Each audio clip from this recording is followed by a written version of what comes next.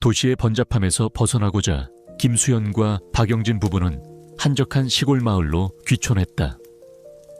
푸른 상이슬게 자리 잡은 낡은 목조 주택은 그들에게 새로운 삶의 시작을 약속하는 듯했다.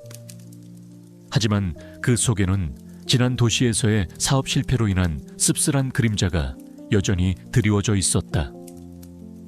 마당을 감싸는 상쾌한 흙냄새와 멀리서 들려오는 새소리는 고요함을 선사했지만 그들의 마음 한편에는 알 수 없는 불안감이 맴돌았다.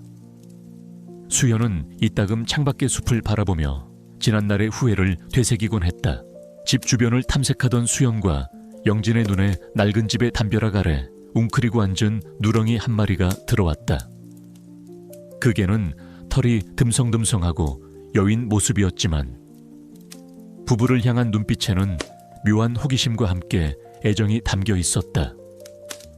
동네 사람들이 몽이라고 부르는 떠돌이 개였다. 몽이는 수줍음이 많았지만 이상하게도 수연과 영진에게는 먼저 다가와 꼬리를 흔들곤 했다.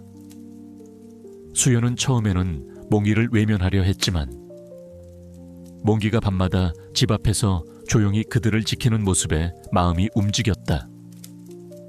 몽이는 종종 숲에서 가져온 작은 들꽃이나 열매를 집 앞에 놓아두기도 했다. 영진이 실수로 마당의 낡은 우물에 결혼 반지를 떨어뜨렸을 때 몽이는 놀랍게도 그 반지를 물어다 영진의 손에 올려놓았다. 몽이의 헌신적인 행동에 수연은 녀석을 가족처럼 보살피기로 결심했다. 몽이는 그들에게 단순한 개가 아닌 시골 생활의 유일한 위안이자 알 수 없는 과거를 지닌 존재가 되었다.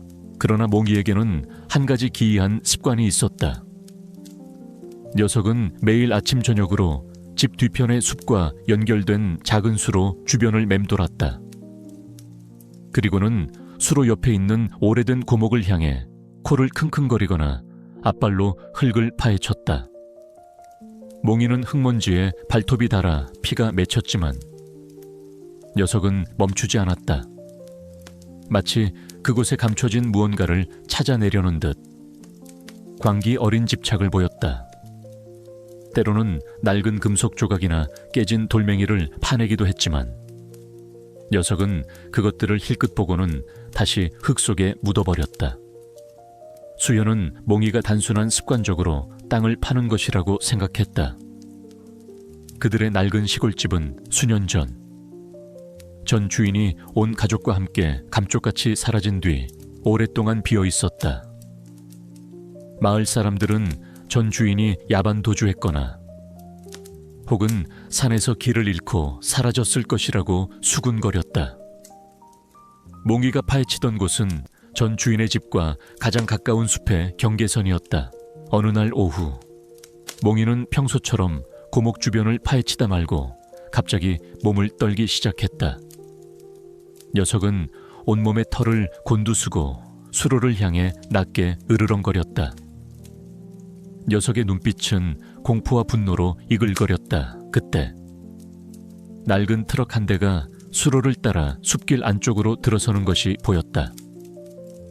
트럭 위에는 거친 인상의 남자 2명이 타고 있었고 그들은 수로 주변을 수상하게 살피는 듯했다. 몽이는 그 남자들을 향해 맹렬히 지저댔다.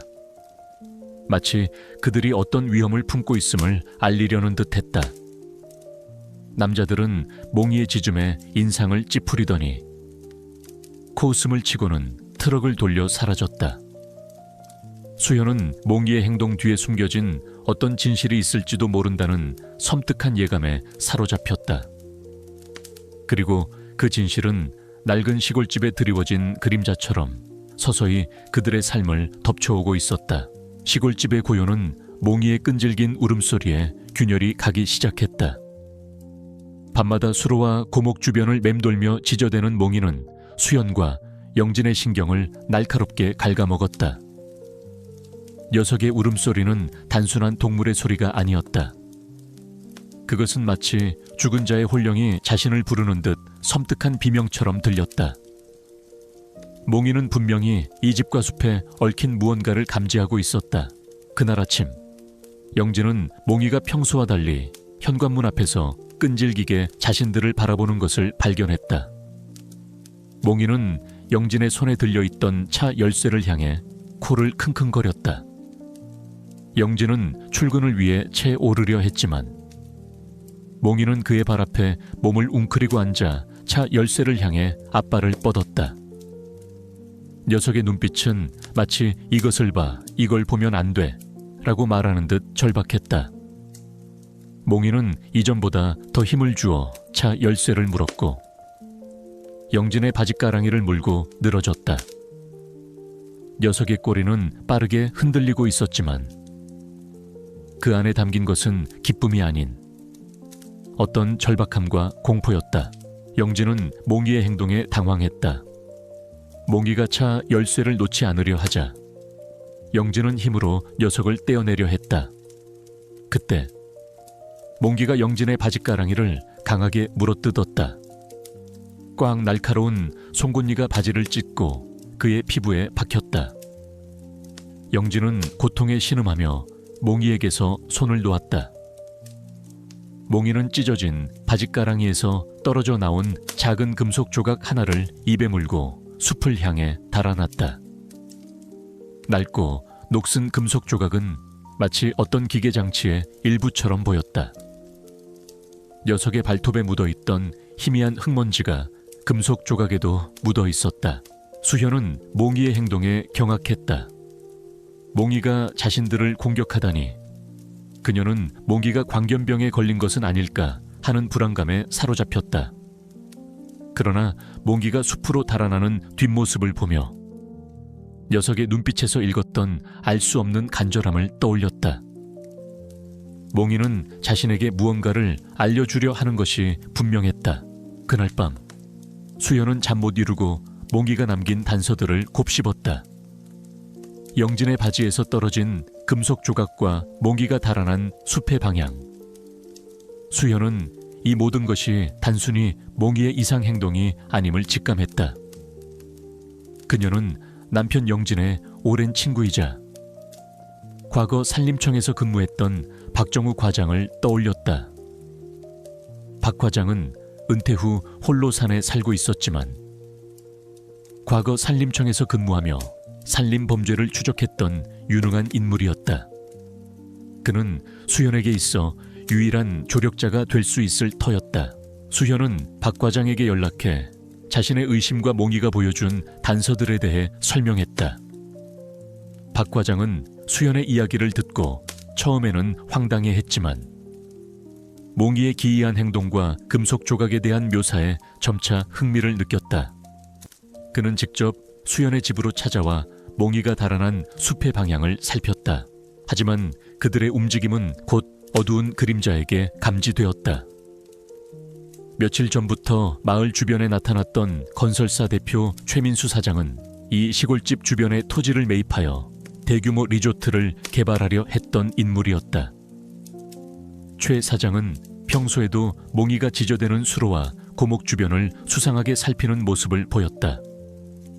그는 몽이의 존재를 귀찮아했고 심지어 녀석을 해치려 위협하기도 했다. 최 사장은 인물 대결 유형 A에 해당하는 적이었다.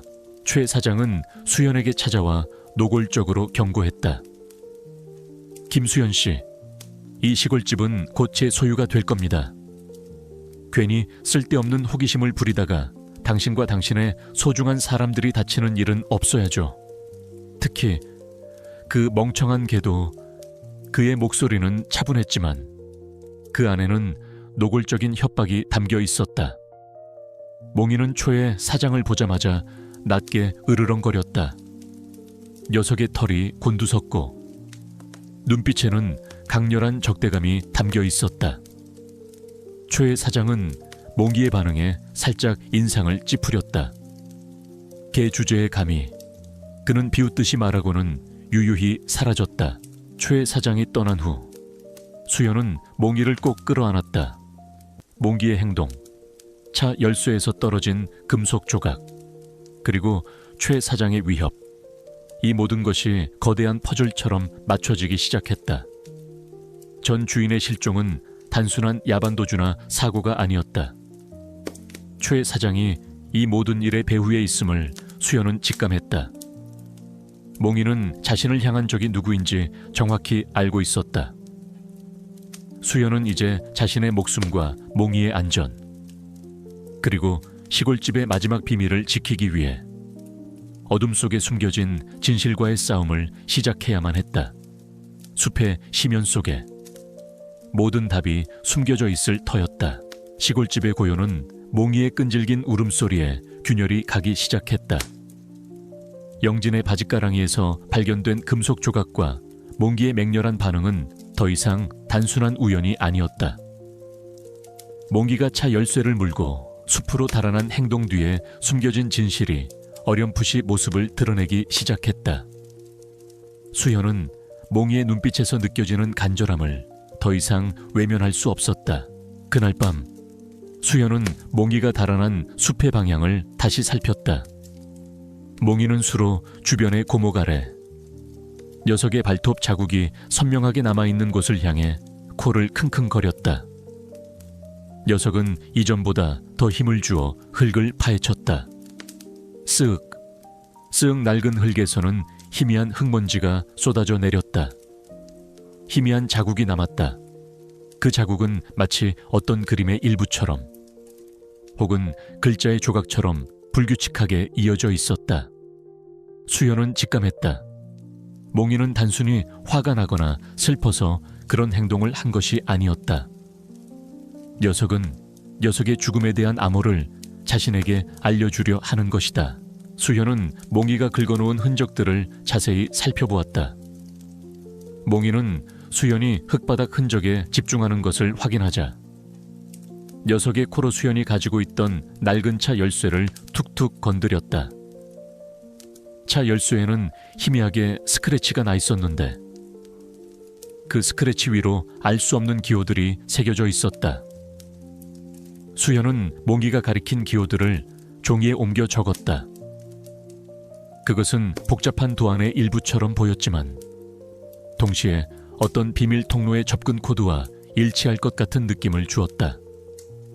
몽이는 다시 흙 묻은 발톱으로 차 열쇠에 그려진 기호 중 특정 기호를 긁었다.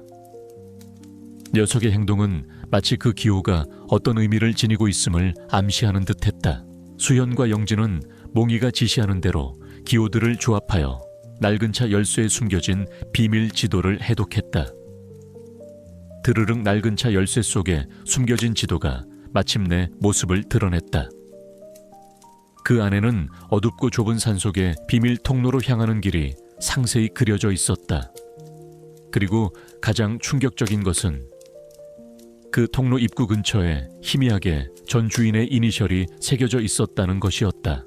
지도는 그들을 깊은 산속으로 이끌었다. 지도에는 오래된 광산터, 그리고 알 수 없는 맹수들의 서식지가 표시되어 있었다. 수현은 직감했다. 이곳은 단순한 산속 통로가 아니었다. 이곳은 끔찍한 진실을 감추고 있는 지옥의 문이었다. 그리고 그곳에는 전 주인의 실종과 관련된 결정적인 증거가 숨겨져 있을 터였다. 몽이는 수현과 영진이 지도를 확인하자마자 녀석의 코로지도 밑바닥을 툭툭 건드렸다.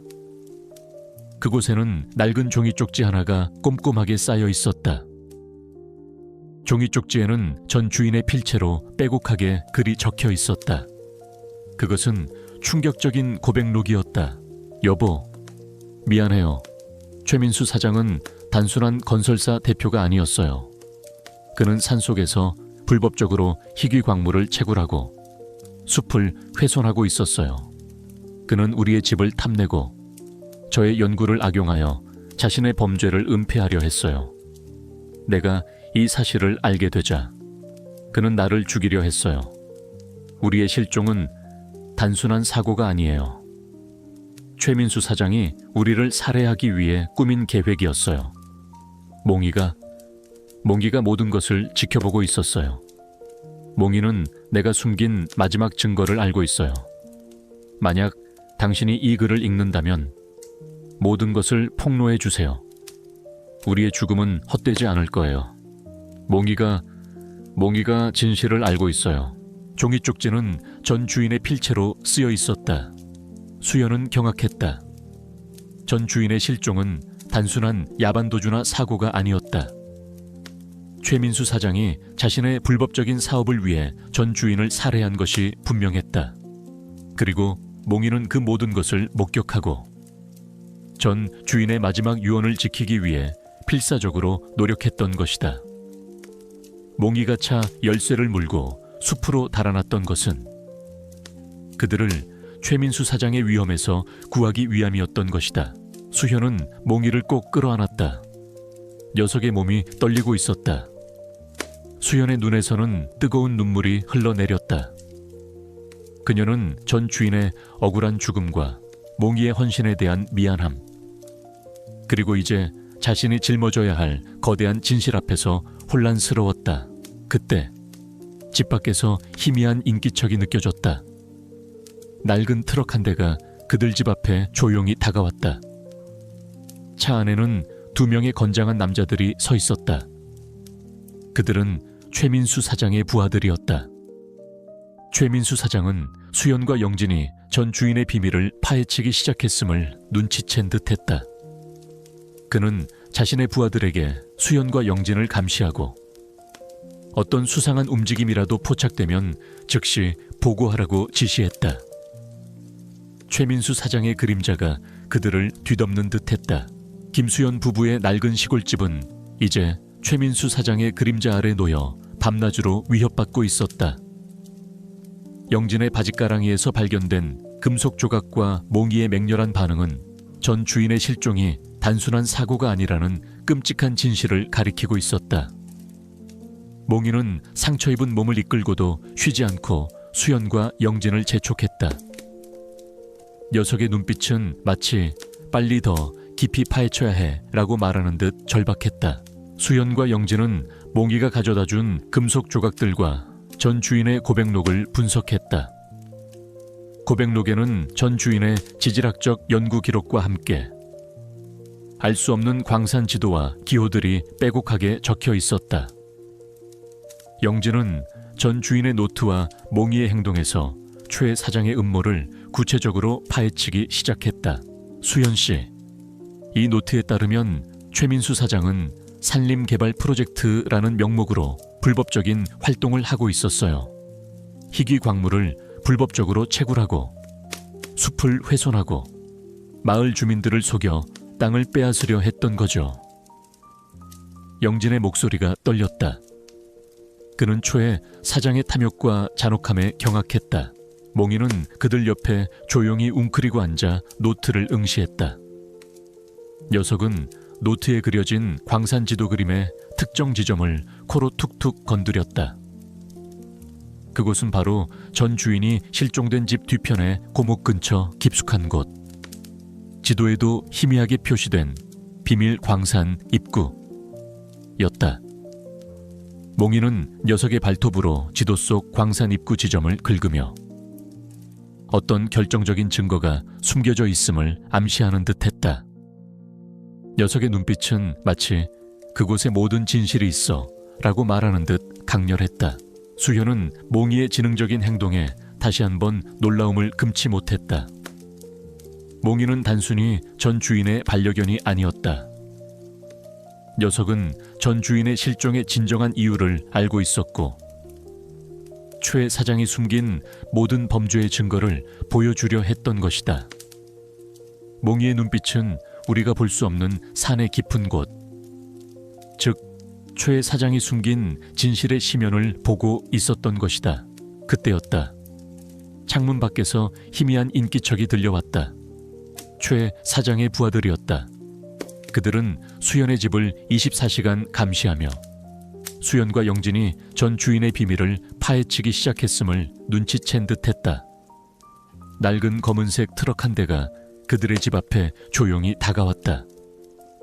차 안에는 건장한 남자 2명이 서 있었다. 그들은 최 사장의 그림자처럼 움직이는 해결사들이었다. 그들은 창문 밖에서 집안을 엿보려 했다. 이봐, 김수현, 쓸데없는 짓 하지 마라. 내전 주인의 죽음은 단순한 사고야. 괜히 건드리면 좋은 꼴 못 볼 거야. 그들의 목소리는 차갑고 섬뜩했다. 그들은 몽이를 힐끗 보더니 코웃음을 쳤다. 미친 개 따위가 뭘 안다고, 어차피 곧 죽을 텐데. 그들의 말은 노골적인 위협이었다. 수현은 경찰에 신고하려 했지만 이내 망설였다. 최 사장은 이미 경찰 고위층까지 매수했을 가능성이 컸다. 그녀가 움직이는 순간 최 사장은 모든 것을 은폐하고 증거를 파기할 터였다. 그들은 이제 고립된 상황이었다. 이 싸움은 오직 자신들만의 외로운 싸움이었다. 몽이는 수연의 불안감을 감지한 듯 녀석의 발톱으로 그의 팔뚝에 난 희미한 상처를 툭툭 건드렸다. 녀석의 눈에서 희미한 빛이 번뜩였다. 마치 내가 그 모든 것을 봤어. 나를 믿어줘. 우리가 함께 싸워야 해. 라고 말하는 듯했다. 시간은 속절없이 흘렀다. 그들은 마침내 비밀 광산 입구에 숨겨진 최 사장의 비밀 아지트와 그곳에 숨겨진 불법 광물 채굴 및 살인에 대한 결정적인 증거를 파악하는 데 성공했다. 그곳에는 최 사장이 자신의 범죄를 숨기기 위해 설치한 지하 감시 시스템이 있었다. 이 시스템은 전 주인이 광산에서 우연히 최 사장의 밀수 현장을 목격하자 그를 살해야 하고 그의 죽음을 조작했던 장치였다. 몽이는 이 모든 것을 목격했고 자신의 특별한 감각으로 진실을 감지했던 것이다. 그리고 그들은 가장 충격적인 진실과 마주했다. 최 사장은 오늘 밤 자정 이 시스템을 통해 마지막으로 불법 채굴한 광물들을 해외로 밀반출할 계획이었다. 그의 목표는 자신의 범죄를 완전히 숨기고 막대한 이익을 얻어 영원히 잠적하는 것이었다. 시간은 24시간도 채 남지 않았다. 그들이 나서지 않으면 전 주인의 억울함은 물론 수많은 귀중한 광물들이 사라질 터였다. 그 순간 수연의 휴대폰으로 익명의 문자가 날아왔다. 발신자 번호는 알 수 없었다. 내 놈의 어리석은 짓은 이제 끝이야. 더 이상 파헤치려 들면 내 목숨뿐만 아니라 그 병든 개도 똑같은 운명을 맞이할 것이다. 자정 12시 비밀 광산 입구에서 모든 것이 끝날 것이다. 너는 산속에서 죽을 것이다. 문제는 몽이가 집 주변을 맴도는 사진과 함께 산림지도에 D-Day라고 적힌 표식이 첨부되어 있었다. 최 사장은 그들의 움직임을 이미 알고 있었고 그들을 함정으로 유인하고 있었다. 수현과 영진은 경악했다. 최 사장은 이미 그들을 감시하고 있었고 비밀 광산 입구의 위치를 파악하고 있었다. 그들은 이제 완전히 벼랑 끝에 몰렸다. 그들이 나서지 않으면 전 주인의 억울함은 영원히 묻히고 최 사장의 범죄는 세상에 드러나지 않을 터였다. 몽이는 수연의 절박한 표정을 읽은 듯 녀석의 발톱으로 그의 팔뚝에 난 희미한 상처를 툭툭 건드렸다. 녀석의 눈에서 희미한 빛이 번뜩였다. 마치 내가 그 모든 것을 봤어. 나를 믿어줘. 우리가 함께 싸워야 해. 라고 말하는 듯했다. 수연은 몽이의 눈을 바라보았다. 녀석의 눈빛에는 두려움보다 더 강렬한 결의가 담겨 있었다. 그들은 이제 모든 것을 걸고 어둠 속으로 뛰어들어야만 했다. 전 주인의 명예, 몽이의 안전, 그리고 진실이 그들의 손에 달려 있었다. 밤 11시 45분 시골집 뒤편의 산속에 숨겨진 비밀 광산 입구는 칠흑 같은 어둠 속에 잠겨 있었다. 자정 12시 최민수 사장이 마지막 밀수 작전을 감행할 시한이 5분 앞으로 다가와 있었다. 수연은 영진 그리고 몽이와 함께 낡은 광산 입구를 조심스럽게 열고 안으로 들어섰다. 퀴퀴한 흙먼지 냄새와 함께 알 수 없는 습기가 코를 찔렀다. 수연의 심장은 격렬하게 요동쳤지만 전 주인의 명예 그리고 진실이 그녀의 손에 달려 있었다. 몽이는 수연의 옆에 바싹 붙어 앉아 있었지만 녀석의 몸은 미세하게 떨리고 있었다. 그 눈빛은 복수심과 함께 알 수 없는 비장함마저 담고 있었다. 비밀 광산 안은 좁고 어두웠다. 수연은 손전등 불빛에 의지한 채 조심스럽게 나아갔다. 곰팡이 냄새와 흙 냄새가 뒤섞여 코를 찔렀다. 몽이는 수연의 손에 있는 리드 줄을 이끌며 어둠 속을 헤쳐나갔다. 녀석은 코를 킁킁거리며 특정 광산 장비들을 향해 몸을 움직였다. 수연은 몽이의 지시에 따라 손전등을 비췄다. 희미한 불빛 아래 거대한 지하 공간이 나타났다. 그곳은 최민수 사장의 비밀 아지트였다. 낡은 상자들과 불법 채굴된 광물들이 어지럽게 널려 있었고 그곳에서 최민수 사장과 그의 부하들이 분주하게 움직이고 있었다. 최민수 사장의 얼굴에는 탐욕스러운 미소가 걸려 있었고 그의 손에는 광물 밀반출 계약서가 들려 있었다. 이봐, 빨리 서둘러 자정 전에는 다 처리해야 해. 최민수 사장의 날카로운 목소리가 아지트 안에 울려 퍼졌다. 그는 불법 채굴한 광물들을 트럭에 싣고 있었다. 수연의 눈에 분노의 불꽃이 타올랐다. 저들이 전 주인을 죽이고 이제는 산의 모든 것을 강탈하려 하고 있었다. 그녀는 더 이상 참을 수 없었다. 수연은 몽이에게 속삭였다. 몽이야, 이제 때가 됐어. 가방. 그 순간 몽이가 수연의 품에서 벗어나 최민수 사장을 향해 맹렬하게 달려들었다. 녀석의 울음소리는 아지트 안을 뒤흔들 만큼 격렬했고 그 울음소리에는 분노와 복수심이 가득했다. 몽이는 최민수 사장의 다리를 향해 송곳니를 드러내며 덤벼들었다. 최민수 사장은 깜짝 놀라 뒤로 물러섰다. 몽이는 최민수 사장의 다리를 물어뜯으며 필사적으로 매달렸다. 녀석의 발톱은 최민수 사장의 바지를 찢고 그의 다리에 깊은 상처를 남겼다. 최민수 사장은 고통의 비명을 질렀다. 이런 미친 개 같은 이라고 최민수 사장의 부하들이 몽이를 향해 몽둥이를 휘둘렀다. 몽이는 몽둥이 세례를 받으며 몸을 휘청거렸지만 결코 물러서지 않았다. 녀석의 몸은 이미 상처투성이가 되었고 곳곳에서 피가 배어나왔다. 하지만 몽이는 쓰러지고 또 쓰러지면서도 필사적으로 최민수 사장의 손에 들린 서류 가방을 노렸다. 녀석의 눈에서는 붉은 피눈물이 다시금 흘러내렸다. 그것은 전 주인의 억울함과 빼앗긴 진실에 대한 몽이의 처절한 절규이자 진실을 향한 녀석의 마지막 몸부림이었다. 몽기의 끈질긴 공격에 최민수 사장은 마침내 서류 가방을 떨어뜨렸다. 툭 서류 가방이 차가운 바닥에 떨어지는 소리가 밤의 정적을 갈랐다. 그 사이 수연은 최민수 사장에게 달려들어 그의 손에서 서류 가방을 빼앗았다. 젠장 내 가방을 내놔. 최민수 사장이 분노에 찬 목소리로 소리치며 수연에게 달려들었다.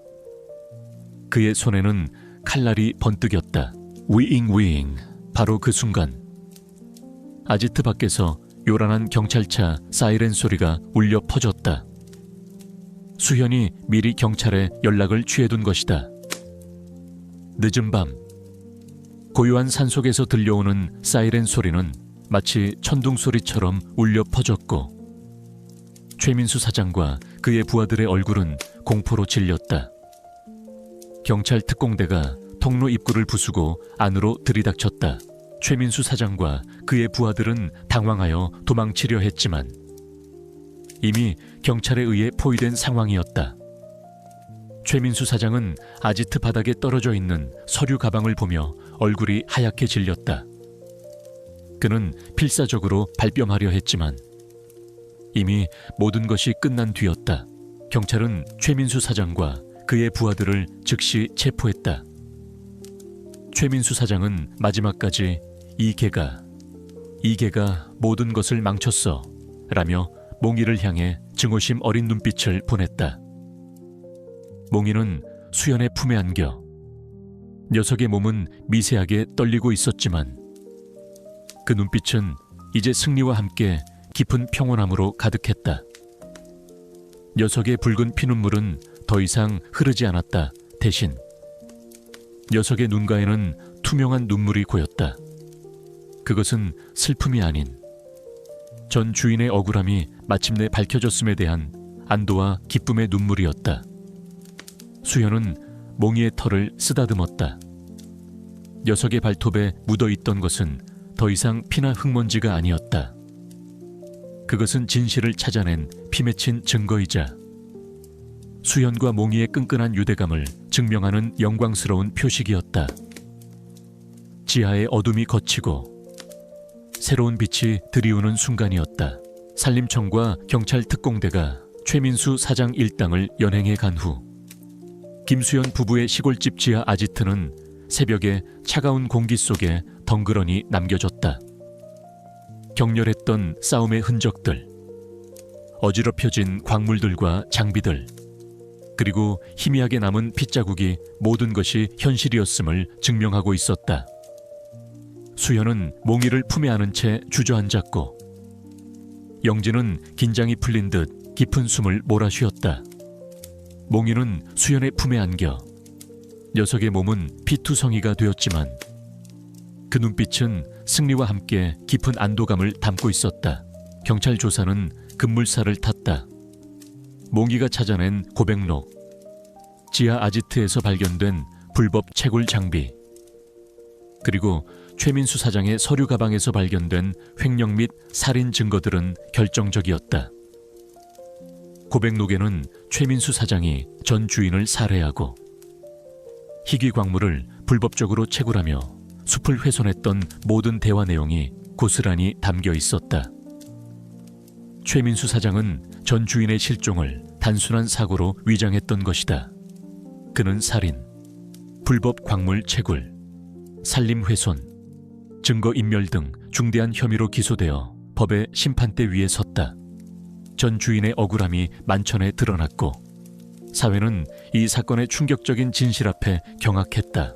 며칠 후 모든 사건이 정리되고 수연 부부의 삶에는 비로소 깊은 평화가 찾아왔다.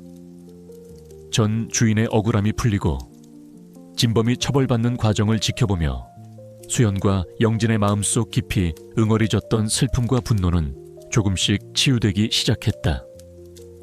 그들은 더 이상 불안과 의심 속에 살지 않았다.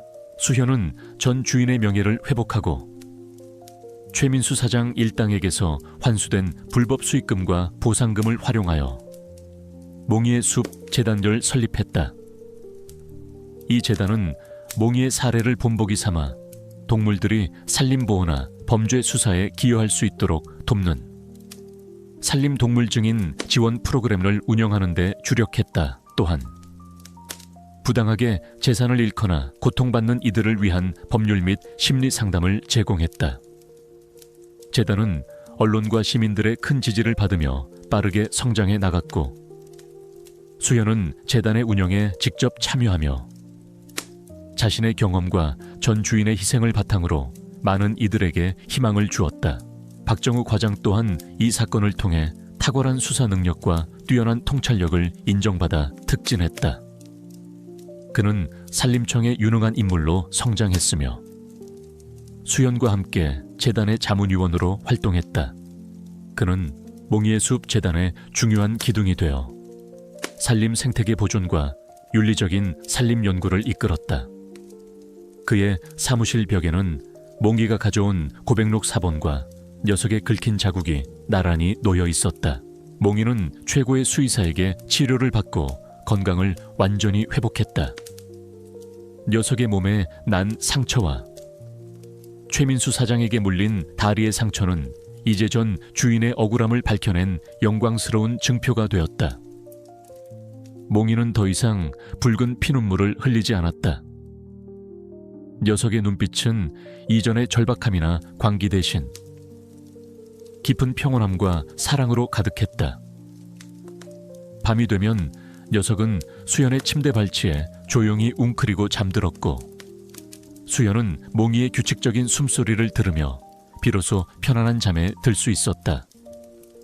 몽이는 수연의 가장 든든한 동반자이자 삶의 마지막 퍼즐 조각이었다. 수연은 이제 몽이가 차 열쇠를 물고 숲으로 달아났던 이유를 완벽하게 이해했다. 녀석은 그들을 해치려 한 것이 아니라 피 맺힌 사랑과 절박함으로 전 주인의 비밀을 알려주고 그에게 위험을 경고했던 것이다. 몽이의 붉은 피눈물은 단순한 슬픔의 표현이 아니었다. 그것은 전 주인의 억울함을 외치는 처절한 절규이자 수연을 향한 필사적인 믿음과 사랑의 증표였다. 수연은 몽이와의 깊어진 유대감 속에서 잃어버렸던 삶의 의미를 되찾고 새로운 희망을 품게 되었다. 그들은 이제 단순한 주인과 반려견이 아니었다. 그들은 서로의 삶을 구원한 진정한 동반자이자 가족이었다. 이 새로운 평화 속에서 수연과 몽이는 앞으로 다가올 어떤 시련도 함께 헤쳐나갈 준비가 되어 있었다. 세월은 흘렀지만 김수연과 박영진 부부 그리고 충견 몽이의 이야기는 낡은 시골집을 넘어 전국에 울려 퍼졌다. 최민수 사장의 탐욕과 잔혹한 범죄는 사회에 큰 충격을 주었지만 몽이의 기적 같은 활약은 인간과 동물 그리고 자연의 유대감이 얼마나 강력한 힘을 지니는지 증명하는 살아있는 증거가 되었다. 수연은 고통받는 이들을 치유하는 희망의 작가로, 영진은 진실을 밝힌 용기 있는 남편으로, 그리고 몽이는 달랄산을 지킨 영웅견으로 불리며 존경받았다.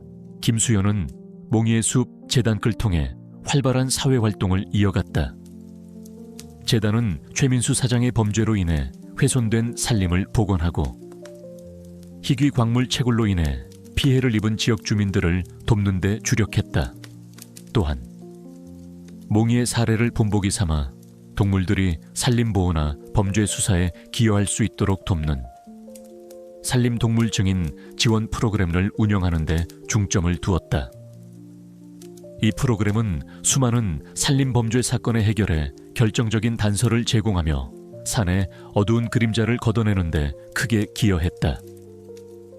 재단은 정부와 시민들의 적극적인 후원 속에 빠르게 성장해 나갔고, 수연은 재단의 운영에 직접 참여하며 자신의 경험과 전 주인의 희생을 바탕으로 많은 이들에게 희망을 주었다. 박정우 과장 또한 이 사건을 통해 탁월한 수사 능력과 뛰어난 통찰력을 인정받아 특진했다. 그는 산림청의 유능한 인물로 성장했으며 수연과 함께 재단의 자문위원으로 활동했다.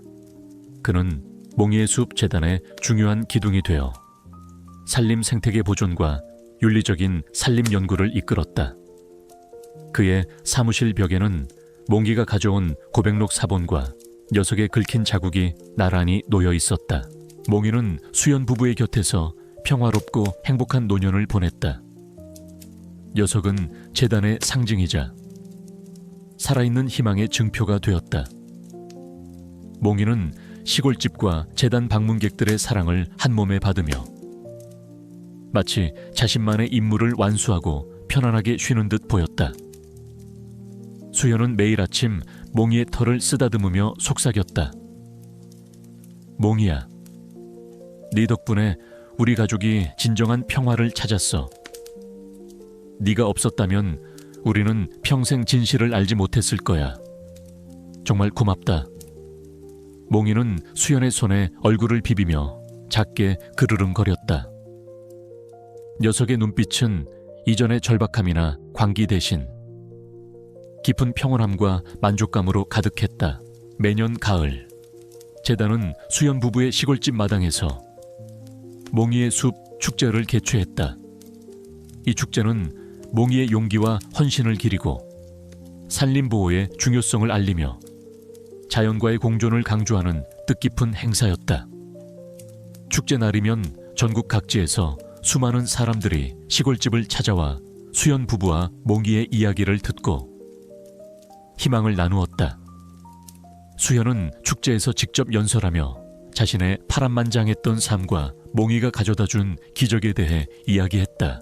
세월이 흘러 몽이는 수연 부부의 품에서 조용히 눈을 감았다. 녀석이 세상을 떠난 날, 수연 부부는 몽이를 전 주인이 잠든 숲 속 고목 아래 녀석이 그토록 파헤치던 바로 그곳에 정성껏 묻어주었다. 그곳에는 몽이가 가져왔던 금속 조각과 전 주인의 고백록 사본, 그리고 산을 지킨 영원한 수호견이라는 글이 새겨진 작은 묘비가 세워졌다. 묘비 옆에는 수연 부부가 직접 심은 어린 나무 한 그루가 몽이의 헌신을 기리듯 굳건히 서 있었다. 수현은 백발이 성성한 노인이 되어 더 이상 정기적으로 재단을 운영하지는 않았지만 여전히 몽이의 숲 재단의 정신적인 지주이자 멘토로서 많은 사람들에게 영감을 주었다. 그녀는 매일 아침 몽이의 묘지를 찾아 녀석에게 이야기를 들려주었다. 어느 맑은 날 오후, 수현은 몽이의 묘지 앞에 앉아 따뜻한 햇살을 맞았다. 그녀의 눈에는 희미한 미소가 걸려 있었다. 그녀는 푸른 산맥을 향해 조용히 속삭였다. 몽이야, 내 덕분에 우리 모두가 진정한 평화를 찾았어. 네가 없었다면 우리는 평생 어둠 속을 헤매고 있었을 거야. 정말 고맙다. 나의 영원한 친구. 그녀의 마음속에는 더 이상 외로움이나 절망이 없었다. 오직 평화와 희망, 그리고 몽이와의 영원한 유대감이 가득했다. 그들의 시골집은 이제 몽이의 집 박물관부로 재탄생하여 수많은 사람들에게 산의 아름다움과 그 속에 숨겨진 이야기를 전하는 등대가 되었다. 수연과 몽이의 이야기는 영원히 그 시골 마을의 심장부에 살아 숨쉬는 희망의 불꽃이 되었다. 몽이는 단순한 반려견을 넘어 수연 부부의 삶을 구원하고 세상에 정의를 가져다 준 영원한 산의 수호자로 기억될 것이었다.